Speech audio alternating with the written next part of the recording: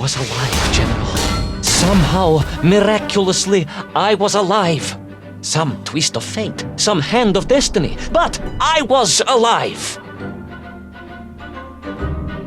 Strange as this new world was, I knew Toll must have come this way, and it was my task to find him. And it happened like this.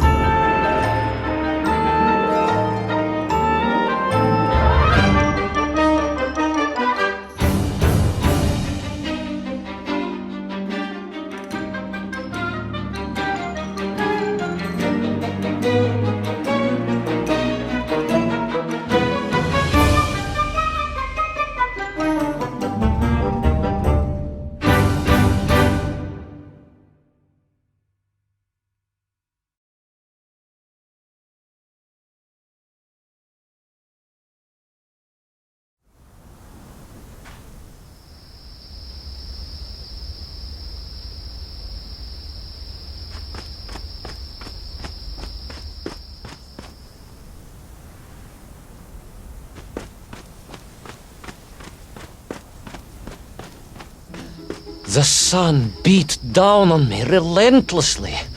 The heat was unbearable. I was exhausted. Yet I could not stop. I had to go on. For 7 weeks I trudged across the desert. On the second day... Please, comrade, if we may. I think we can skip the details, unless you consider them to be particularly relevant to the location of Little Orpheus. Of course, General.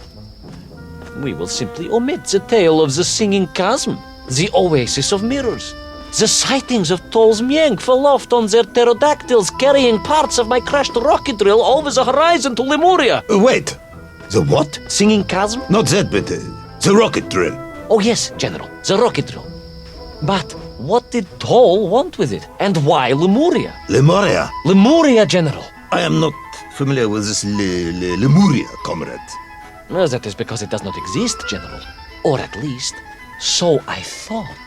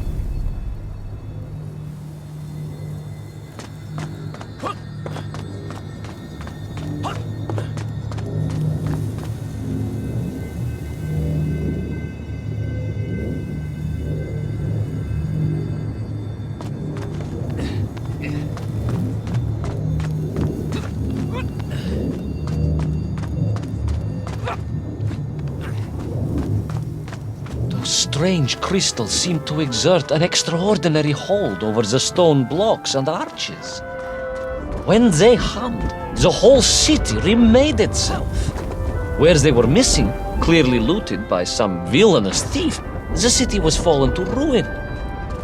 It was like a vast musical instrument, vandalized, and yet still attempting to toot.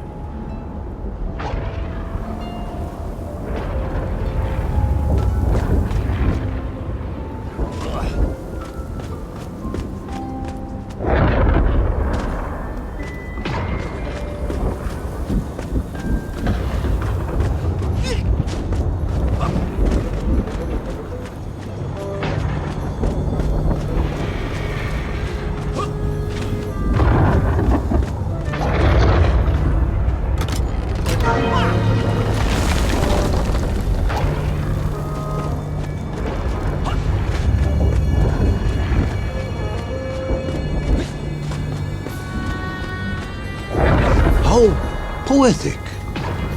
I am sure our engineers would be fascinated and baffled in equal measure. If the whole department hadn't been arrested for sedition last week, I would happily convey it to their skeptical ears. Sedition, General? Really? It is unfortunate. How poetic.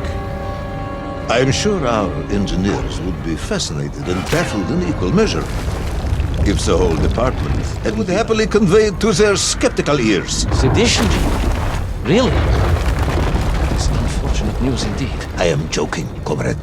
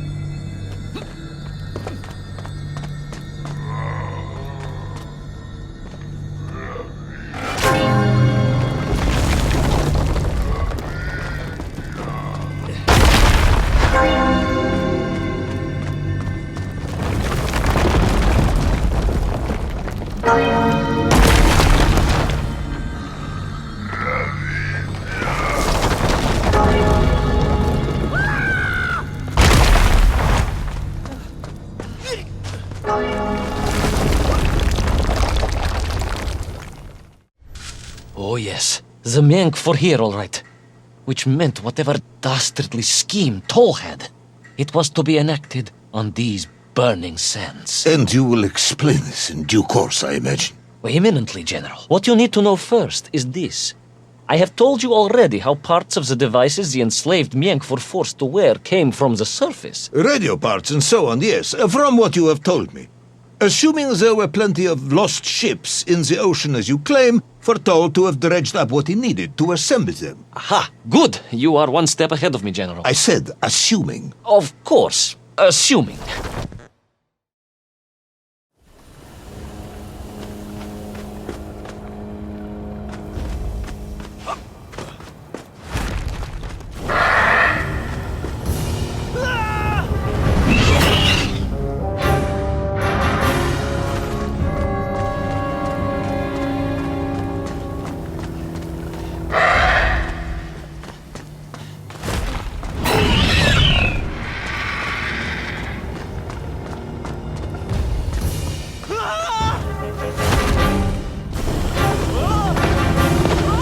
Now, as I gazed in awe at the buildings rising and falling around me, I realized that the other major component of those mind-controlling helmets rising and was crystal around me.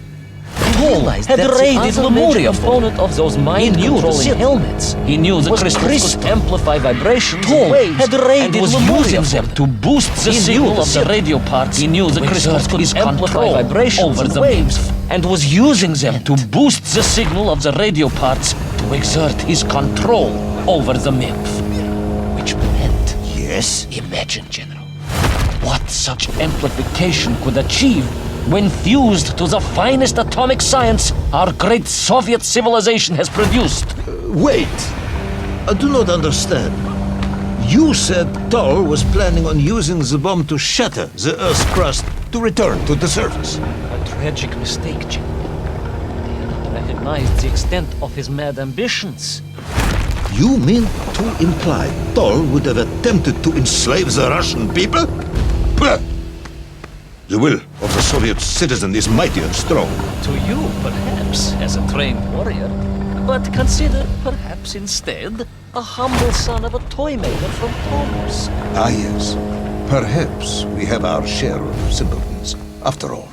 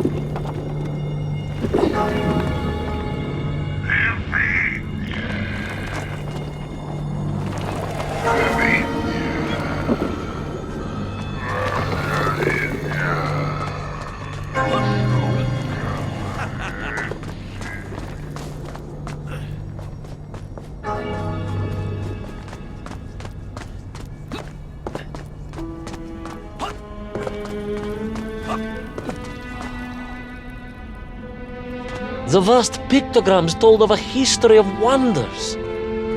They seemed to suggest the Lemurians were travelers from another world, where a mysterious clock seemed to stand.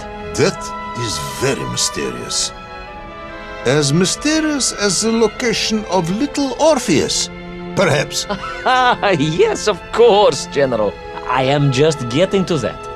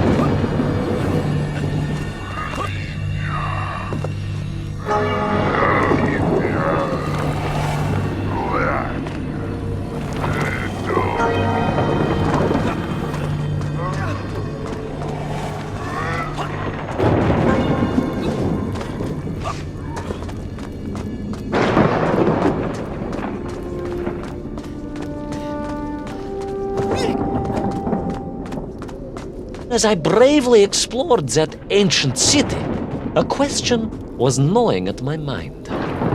What did it mean that the Lemurians had foreseen the coming of Tol? And who was the man from above that was celebrated as the savior of the Myenkf? It was almost as if they could read the future in their crystals.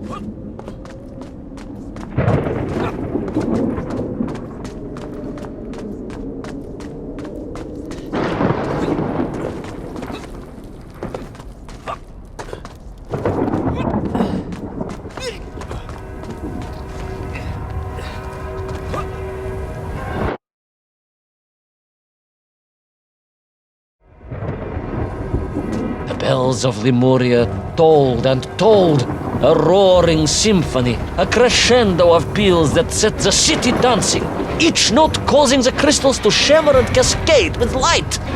But the sandstorm was no natural phenomenon, and the bells did not ring for celebration.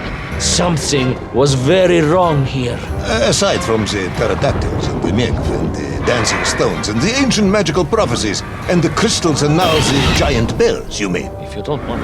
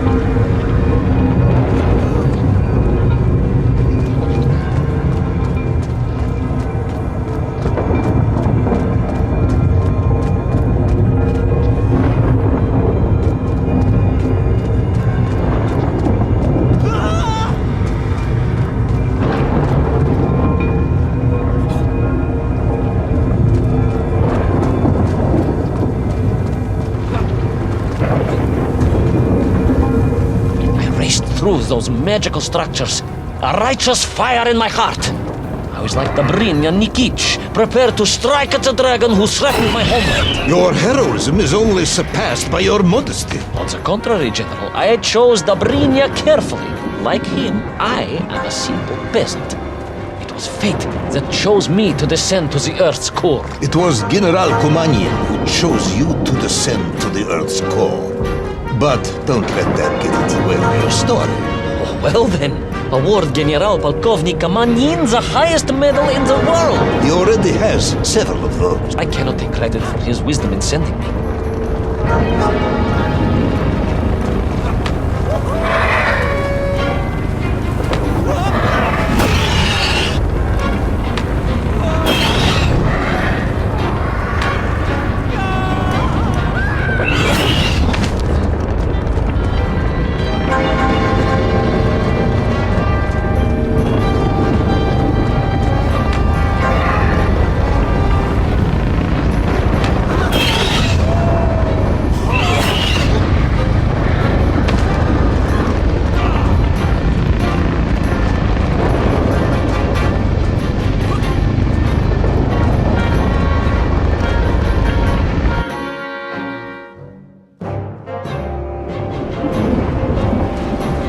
What was once a rocket drill ship, built to burrow into the Earth, was now a mighty vessel, repurposed to blast off into the skies.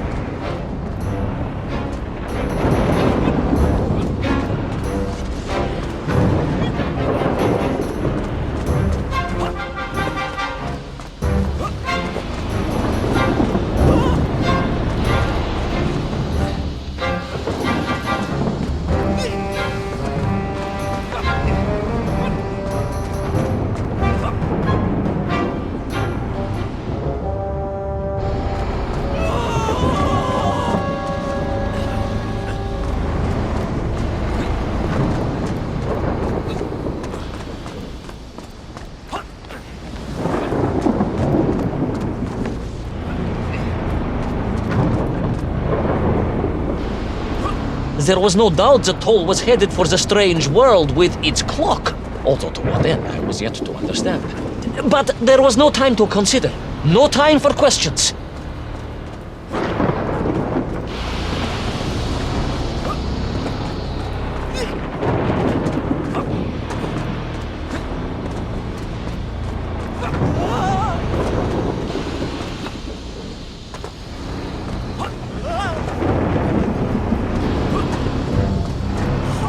Toll was on the rocket. Little Orpheus was on the rocket. And wherever they were headed, I must head there too, to thwart his plans, recover my drill, and save the world!